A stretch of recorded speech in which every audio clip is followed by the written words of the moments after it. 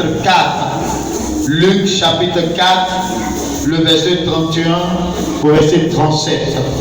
Et nous allons essayer de définir la faiblesse. La faiblesse, ou bien les faiblesses, ce sont les imperfections d'une personne ou d'une entité. C'est les imperfections d'une personne ou d'une entité. Quand je parle d'entité, je veux parler d'entité soit spirituelle. Amen. Il y a des entités spirituelles, il y a des entités aussi physiques. Amen. C'est l'état de ce qui est faible. C'est le manque de force ou de vigueur. La faiblesse, c'est la défaillance. La défaillance. La défaillance. C'est le manque de puissance ou c'est le manque d'autorité, le manque de ressources. La défaillance, c'est les défauts, c'est les imperfections. Donc on parle de défaillance, c'est les défauts. Donc quand on parle de faiblesse, on veut dire qu'on expose les faiblesses d'une personne, ou bien on expose les défauts d'une personne, les imperfections d'une personne ou d'une entité. Et la parole nous dit ici, le texte nous dit, le Seigneur Jésus-Christ expose la faiblesse du diable. Nous savons combien de fois les hommes, à la mention du nom du diable, tremblent. Amen. Les hommes, à la mention du diable, tremblent. Même dans le royaume des ténèbres, lorsqu'on mentionne le nom de Satan, ses adeptes tremblent. Parce qu'ils pensent que c'est lui qui est le plus fort de l'univers. Ils pensent que c'est lui qui a l'autorité suprême dans l'univers. Et selon eux, ils pensent que c'est eux qui détiennent le pouvoir suprême, c'est eux qui détiennent le pouvoir supérieur. C'est pourquoi lorsque vous allez voir un sorcier, un mystique, ce sont des personnes qui sont arrogantes. Ce sont des personnes qui pensent qu'ils détiennent le pouvoir suprême. Mais le terme nous dit ce matin, le Seigneur Jésus-Christ expose les faiblesses du diable. Alléluia. Ou bien la faiblesse du diable. Donc ce matin, c'est pour te dire que le diable n'est pas le plus puissant. Le diable n'est pas le plus fort. Le diable n'est pas celui qui détient l'autorité supérieure. Et la preuve en est que la Bible nous dit ici, dans le livre de Luc, chapitre 4, le verset 31, la Bible nous dit, Jésus descendit à Capernaum, ville de la Galilée, et y enseignait le jour du sabbat. On était frappé de sa doctrine, car il parlait avec autorité. Quand le Seigneur Jésus fait sortir une parole, la Bible dit que sa parole est accompagnée d'autorité, de puissance, de capacité. Ce n'est pas n'importe qui, ce n'est pas n'importe quelle parole qui sort de sa bouche. Et pendant que le Seigneur était en train d'enseigner, était en train de proclamer l'évangile, était en train de dire les merveilles de son Père, la Bible nous dit au verset 33, il dit, il se trouva dans la synagogue un homme qui avait un esprit de démon. Alléluia.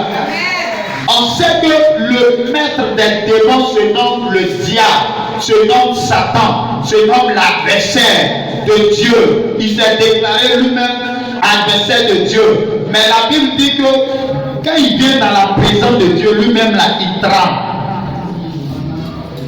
La Bible dit que les démons tremblent, ils croient en Dieu, mais ils tremblent.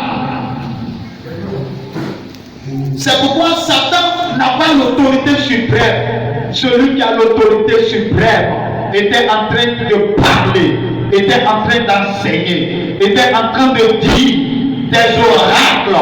Et la Bible dit qu'il y avait quelqu'un qui était dans la salle, qui était dans l'assemblée, qui était en captivité par le diable. Le diable avait envoyé un démon dans sa vie. Et ce démon tenait cette personne en captivité. il empêchait cette personne de s'épanouir, il empêchait cette personne d'avancer. Et la Bible dit que tellement la parole du Seigneur était poignante, la Bible dit que cette parole a menacé le démon qui était dans la vie de cet homme pendant qu'il était en train d'enseigner. Et la Bible dit que quand la parole est partie sur ce démon, la personne qui était dans la salle, quand tu le vois venir, tu ne vas pas penser que c'est une personne qui a des problèmes. Tu ne vas pas penser que c'est une personne qui est possédée par un démon. Mais la Bible dit que cette personne venait continuellement dans la maison de Dieu. Cette personne venait continuellement pour adorer le Seigneur. Mais ce jour-là, la Bible dit que ça s'est passé autrement. Il venait chaque jour. Peut-être que chez lui à la maison, il savait qu'il avait des difficultés. Il savait qu'il avait des problèmes. Parce que lorsqu'une personne est possédée par un démon, par un esprit, est tourmentée par un démon, cette personne-là souffre à l'intérieur. Tu peux le voir bien portant, mais cette personne souffre. Cette personne souffre. Parce que imagine un démon dans la vie d'une personne. Les démons sont méchants. Donc, imagine un démon dans la vie d'une personne. Ce démon peut lui causer toutes sortes de problèmes, toutes sortes de maladies, toutes sortes de souffrances. Mais la Bible dit ce jour-là, ça n'a pas été comme d'autres jours. Pourquoi? Parce que le maître était là, le maître de l'univers. Celui qui a créé les cieux et la terre, celui qui a parlé et la lumière a apparu, celui qui a parlé et la terre a apparu. La Bible dit que ce dernier était là, l'homme tout-puissant, l'homme de Galilée, celui-là qui était parti à la croix de Golgotha. La Bible dit que pendant ces périodes, celui-là il était sur la terre et il était en train d'enseigner le royaume de Dieu. Il était en train d'enseigner le royaume de Dieu. Il était en train de dire que c'est le Père qui est le plus fort. C'est le Père qui est le roi des rois. C'est le Père qui est le maître des maîtres. C'est le Père qui est le véritable. C'est le Père qui est celui qui protège. C'est le Père qui est celui qui donne la vie. Que la vie ne peut se trouver en dehors du Père. Il était en train d'annoncer ses oracles. Il était en train d'annoncer ses paroles. Et la Bible dit que ces paroles ont commencé à déranger les démons dans la salle.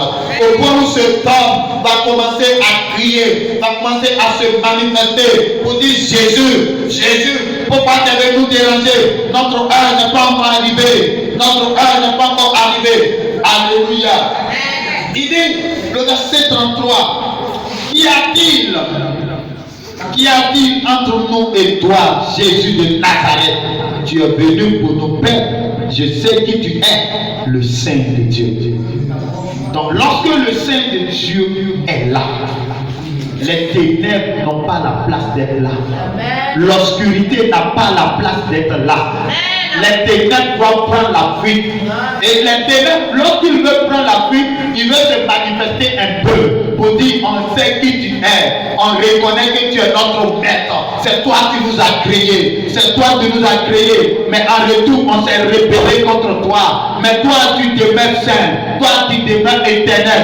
Regardez ce démon qui est en train de reconnaître l'autorité du maître. Satan n'est pas le plus fort. Satan n'a pas l'autorité supérieure. Mais celui qui a l'autorité supérieure s'appelle Jésus-Christ de Nazareth. C'est pourquoi ce matin, je ne sais pas ce que tu travailles. Je ne connais pas ton problème. Mais mon Dieu connaît ton problème. Mon Dieu sait ce que tu traverses. Mon Dieu connaît la situation que tu traverses. Mais laisse-moi te dire ce matin que cette situation doit se soumettre ce matin. Cette situation va se soumettre ce matin. Au nom de Jésus. Parce que si Jésus a touché ta vie, s'il a touché ton âme, s'il a touché ton cœur, s'il a touché ton esprit, il aura forcément un changement. Il aura forcément une transformation dans ta vie. Alléluia. Gloire à Jésus. Le Seigneur t'aime. Le Seigneur est trop puissant. Amen. Alléluia. Que Dieu te bénisse. Que Dieu te bénisse. Et la Bible nous dit que ce dernier va commencer à se lamenter. Il va commencer à se lamenter. Pourquoi? Parce que quand la présence du Seigneur est là, c'est-à-dire sa présence là, ça châtie les démons. Sa présence les châtie, sa parole les châtie. Donc le démon était tourmenté dans le corps de cet homme. Alléluia. Que Dieu te bénisse. Le premier point que nous allons traiter, c'est l'autorité de la parole de Jésus-Christ frappe les cœurs. L'autorité de la parole de Jésus-Christ frappe les cœurs. La Bible dit, et il enseignait le jour du sabbat. On était frappé de sa doctrine, car il parlait avec autorité. Alléluia. Donc, la parole de Christ, l'évangile de Dieu, accompagné de la puissance de Dieu, accompagné du Saint-Esprit, frappe les cœurs, transforme les cœurs, transforme la vie. Et pendant que cette parole passe, elle conscientise à telle enseigne que des personnes qui étaient en train de vivre mal sont obligées de changer de vie. Des personnes qui étaient si loin de Dieu étaient obligées de changer de vie et de venir au Seigneur. Et la Bible dit que les gens qui étaient l'auditoire qui écoutait Jésus, la Bible dit que l'auditoire était frappé par son enseignement. Donc si la parole de Jésus tourmente les démons, ce n'est pas les hommes que ça ne va pas frapper leur cœur. Parce que la Bible dit que c'est la parole qui a créé toutes choses. C'est la parole qui a créé l'homme. C'est la parole qui t'a créé. Alléluia. Gloire à Jésus. La parole transperce les cœurs. Sa parole conscientise plusieurs personnes. Et la Bible dit que pendant son enseignement, un esprit impur a commencé à se manifester. Donc la parole de Dieu vient pour libérer. La Bible dit dans le livre de Psaume 107 qu'il envoya sa parole pour guérir. Il envoya sa parole pour délivrer. Il envoya sa parole pour libérer. Donc ce matin, la parole de Christ doit libérer ta vie. La parole de Christ doit illuminer ta vie. La parole de Christ doit illuminer ton chemin. Parce que Christ lui-même est la lumière. Et sa lumière n'est pas n'importe quelle lumière. Sa lumière éclaire. Peut-être que quand tu marches avec le Seigneur, tu ne connais pas ta valeur. Mais le Seigneur me charge de te dire que tu es la lumière du monde. Et que cette lumière doit briller. Donc si tu es la lumière du monde, ta lumière doit briller. Peut-être que tu ne vois pas la lumière que tu es. Mais les mystiques, quand ils te regardent, ils savent qui tu es. Tu ne connais pas ton importance. Et c'est le cas de plusieurs personnes qui ne connaissent pas leur importance aux yeux de Dieu. Amen. Amen. Amen. Et la Bible dit, le petit 2, Jésus menaça les démons pour les esprits impurs par sa parole. Et nous allons lire le verset 35. La Bible dit, Jésus le menaça disant, tais-toi et sors de ce corps. Et le démon le jeta au milieu de l'assemblée et sortit de lui sans lui faire aucun mal. Alléluia. Gloire à Jésus. Face aux situations de la vie, lorsque le Seigneur était sur la terre, la Bible dit qu'il n'a jamais reculé face aux situations de la vie. Donc si tu dis que tu es enfant de Dieu, face aux situations de la vie, au lieu de pleurnicher, au lieu de te lamenter, le Seigneur te montre les âmes ici. Il dit que tu ne dois pas avoir peur, tu ne dois pas t'inquiéter, tu ne dois pas te soucier. Tu ne dois pas te lamenter face aux situations. Mais il t'a montré l'exemple. Il dit face aux situations, tu dois menacer la situation qui est au-devant de toi. Est-ce que tu sais que les situations qui sont au-devant de toi entendent. Donc si tu leur parles, ils vont se soumettre. Si le démon dans le corps de cet homme, Jésus ne lui avait même pas adressé la parole, s'il a commencé à se manifester, et qu'il va lui adresser la parole maintenant, ça veut dire que le démon va fuir. Donc peut-être que tu traverses des temps de blocage, des situations, des maladies. Quand tu finis un problème, il y a un autre qui tombe dedans. Tu finis une situation, c'est une autre situation qui vient. Tu règles situation sur situation. C'est-à-dire toi, ta vie là, c'est situation sur situation. Tu n'as pas la paix, tu n'as pas la joie. Laisse-moi te dire, le Seigneur me charge de te dire ce matin de menacer la situation qui est devant de toi. Tu dois menacer la situation avec une foi ferme, avec une foi inébranlable. Pendant que tu te lèveras pour menacer la situation, dis-toi que Dieu est avec toi. Ce matin, je vous ai donné un verset. Dans Psaume 92, verset 10, pour vous dire que vos ennemis sont les ennemis de Dieu. Donc si tu te lèves et tu commences à menacer la situation, tu regardes autour de toi, c'est manque, pénurie, misère, pauvreté. Mais la misère, là, c'est le nom d'un démon. La pauvreté, là, c'est le nom d'un démon. La maladie, là, c'est le nom d'un démon. Donc tu dois les menacer. Et ce sont tes ennemis. La maladie est ton ennemi. La pauvreté est ton ennemi. La misère est ton ennemi. Dès que tu commences à avoir l'argent, c'est là on t'appelle à gauche, à droite. Pour m'envoyer de l'argent, une personne a un problème. En tout cas, Dieu a réglé ce problème-là. Donc quand tu penses que c'est normal, quoi. Ça dit chaque fin du mois, si toi tu dois avoir de l'argent, on doit t'appeler, il y a tel problème, il y a tel problème. Et puis quand tu finis de distribuer, maintenant, toi-même tu as tes problèmes qui sont là, tu n'as rien résolu. Et puis tu es assis. Et le mois prochain, je vais résoudre. Quand le mois prochain arrive, c'est le même scénario. Et le même scénario se manifeste et sur toute l'année, toi-même là, rien. Et ça te reste peut-être un seul pantalon et une chaussure cabrée.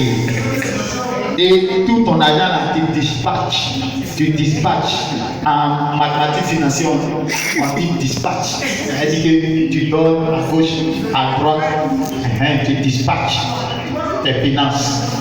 Et puis tu es là, tes enfants ont des problèmes, et il y a un problème de maladie, tu n'es même pas capable de faire face. Tu es obligé d'aller emprunter.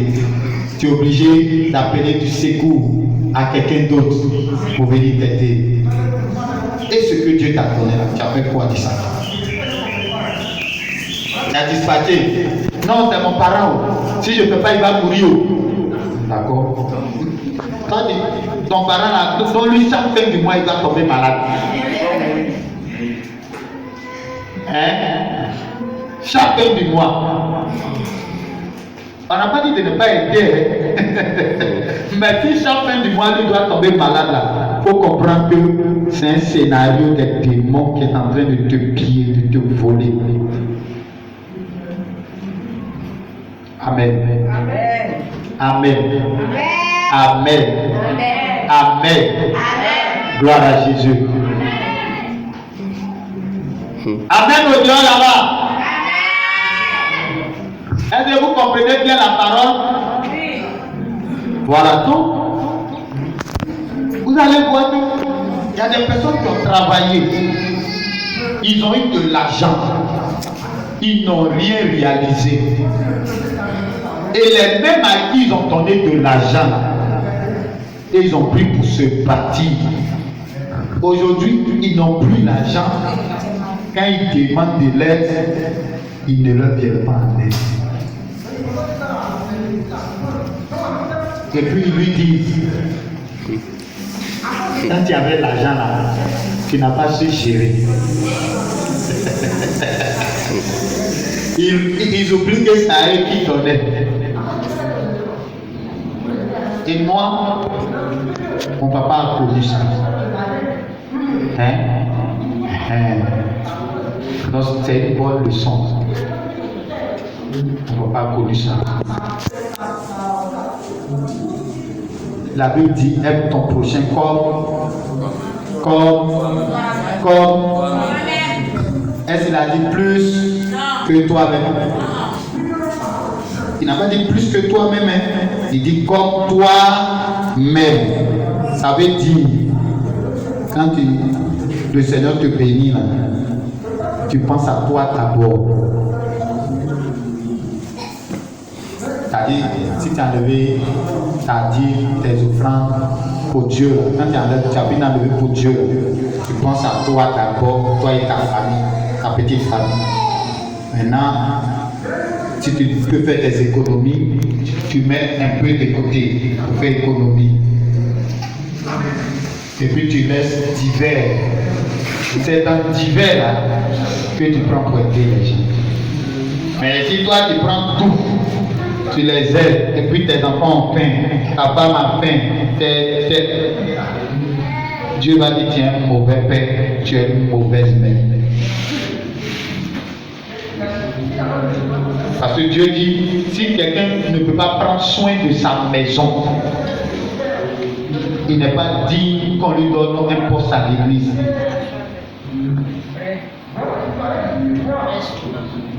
Amen. Donc Jésus passe à la situation. Je ne sais pas pourquoi le Seigneur m'a envoyé là-bas. Ce n'est pas de ça que je voulais parler, mais Dieu m'a envoyé là-bas. Donc Seigneur, revenons dans notre thème.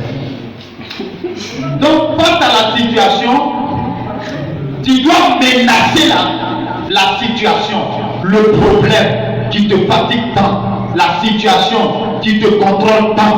Si tu finis de menacer la situation, la Bible dit que la situation va obéir.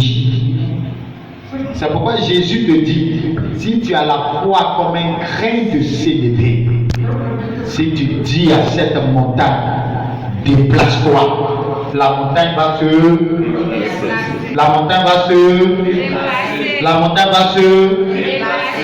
Bon.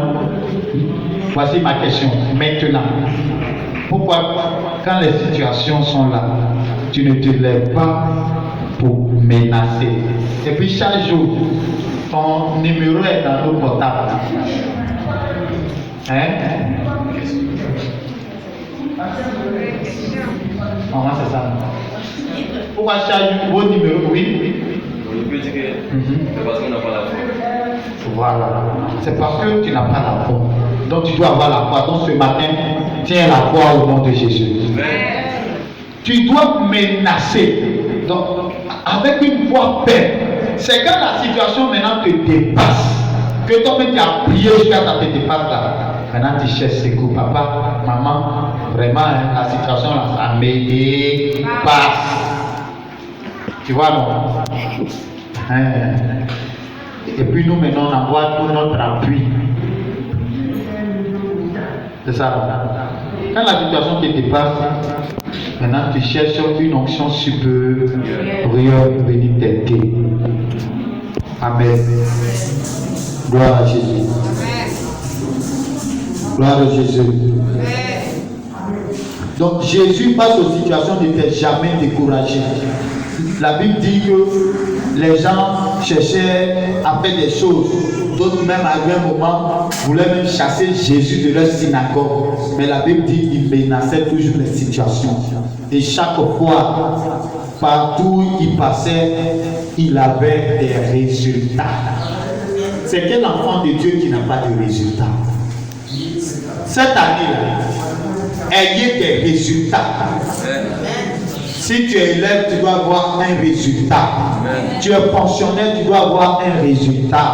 Tu es commerçant, tu dois avoir un résultat. Tu es un homme d'affaires, tu dois avoir un résultat. Tu es un entrepreneur, une entrepreneuse, tu dois avoir un résultat. parce que tu dois te lever et menacer les situations qui sont au devant de toi.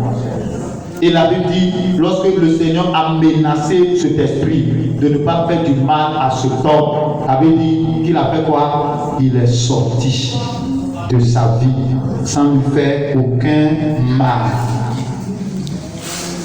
Alléluia. Quand tu vois ton enfant qui est malade, tu le saisis, viens ici. C'est moi qui suis ton père, c'est moi qui suis ta mère. Je déclare, toi maladie, je te maudis dans la vie de mon enfant. Sors!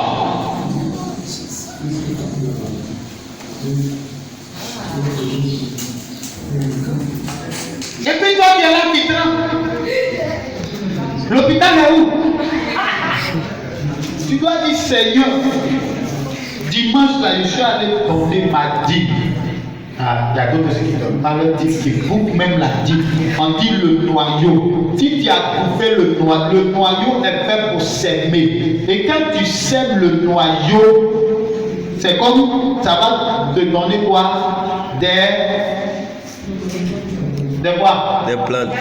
Des fruits encore. Mais toi qui manges le noyau, donc tu t'attends à quoi? Donc si tu manges le noyau, les bénédictions qu'on prononce là, ça ne peut pas t'atteindre. Avec du séducteur. Parce que le noyau, c'est la dîme, c'est l'interdit. L'arbre de la connaissance du bien et du mal dans le jardin d'Éden était la dîme. Dieu a dit à Adam et Ève, ce arbre, vous ne mangerez pas son fruit. Le jour que vous allez manger, vous allez mourir. Donc si tu manges la dîme, il ne faut pas t'étonner que tes finances meurent. C'est-à-dire, tout ce que tu as eu là, c'est la dîme de Dieu là. C'est ce qui va t'arranger quoi. Continue, moi mais t'encourage. Il y a une servante de Dieu qui disait que ses enfants sont venus, il y a d'autres de ses enfants qui sont venus, on ne sait pas où ils ont pris leur enseignement. Ils disent qu'on ne paye pas la dîme. Il dit, oui mon fils, c'est vrai, on ne paye pas la dîme. Il ne faut plus payer la dîme, au revoir. Quand il ne payait plus la dîme, mais quand tout a commencé à être bloqué. Vraiment, maman, je t'apporte ma dîme. Il dit non, ta dîme, il faut la garder. Continue de bouffer. Je ne prends pas ta dîme. Quitte devant moi.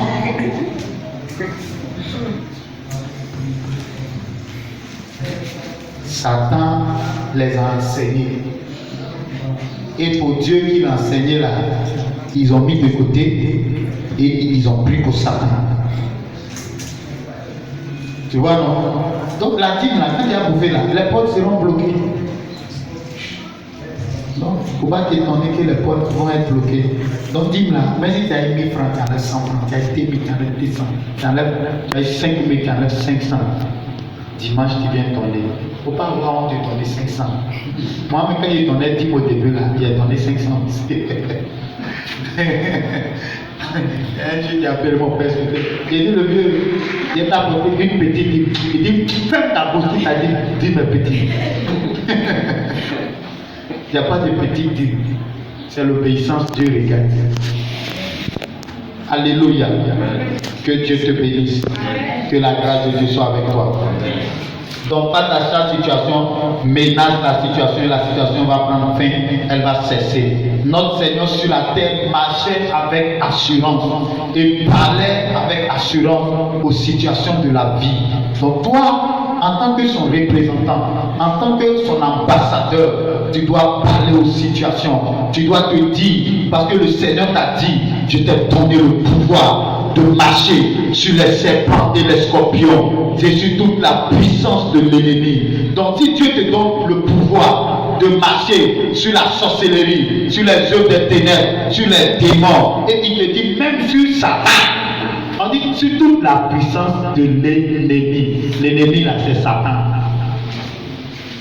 Mais pourquoi la mention du nom de Satan tu trembles? Donc ce matin, je suis en train de te dire qu'il y a des faiblesses dans la vie de Satan. Satan ne peut pas se présenter partout à la fois. Il n'est pas omniprésent comme notre Dieu est omniprésent. Satan n'est pas omnipotent. Ça veut dire qu'il n'est pas tout puissant. Satan n'est pas tout puissant. Satan est faible. Il est faible. Satan n'a plus son autorité. Jésus lui a arraché l'autorité qu'il avait volée à Adam. L'autorité de l'homme qu'il avait volé là. Jésus lui a arraché cette autorité-là. Il te l'a donné. Il me l'a donné. C'est pourquoi il a dit, tout pouvoir m'a été donné dans les cieux et sur la terre. Et même sous la terre. Maintenant, moi, Jésus, je vous envoie dans le monde entier. Allez-y et prêchez la bonne nouvelle à toute la création. Quand on parle de toute la création, on parle de tout ce que Dieu a créé. Ça veut dire, si tu t'en vas annoncer l'évangile, que un mystique manifeste des attaques, soit par les arbres, tu peux parler à ce arbre et ce arbre va se déplacer.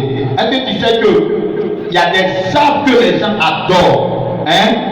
Des arbres que les gens adorent. Pendant que tu tapes l'arbre, tu veux le couper, c'est le sang humain qui coule. Il y a des arbres, quand les gens qui coupent les bois s'en vont en brousse, ils coupent l'arbre. Il a fini de couper l'arbre. L'arbre doit tomber, mais ça revient, ça se colle encore dessus. Donc Dieu dit, il nous a donné le pouvoir de parler à toute la création. Donc tu peux parler à un arbre, l'arbre va sécher. Tu peux parler à un serpent, le serpent va mourir. Tu peux parler à un oiseau, l'oiseau va tomber. Tu peux parler à toute la création. Tu peux parler au tonnerre. Tu peux parler à tout ce qui existe. Dieu t'en a donné le pouvoir parce qu'il t'a dit, il t'a donné le pouvoir de marcher sur les serpents et les scorpions. Je suis toute la puissance de l'ennemi. Donc Jésus sur la terre, il savait qu'il avait ce pouvoir. Est-ce que tu sais que tu peux parler lorsque un sorcier se lève pour te défier? Si tu dis une parole, tu sais que cette parole va agir dans sa vie.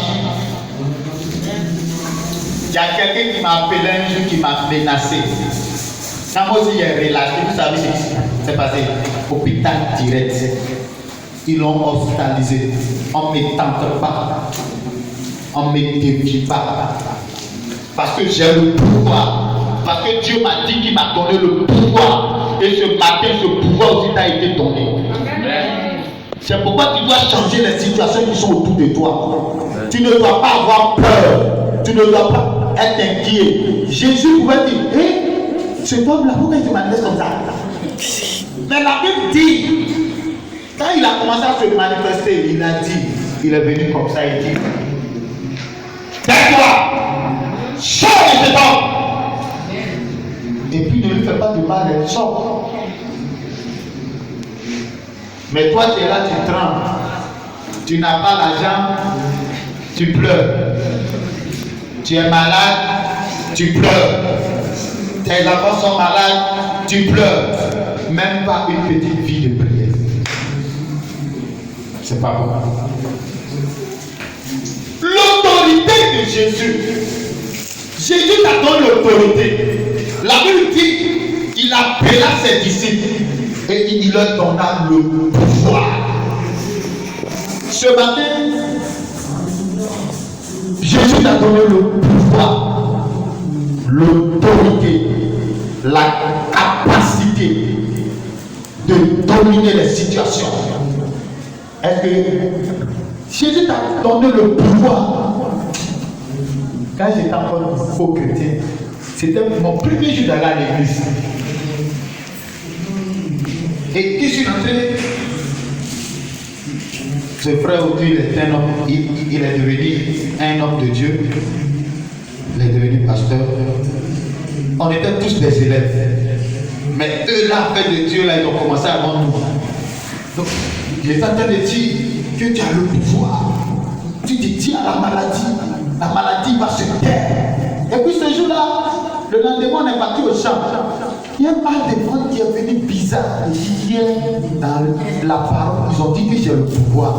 Que si je dis à la maladie va quitter. Je dis, toi maladie, j'ai le pouvoir. Quitte là. Et puis le mal de ventre a il dit, donc ça marche.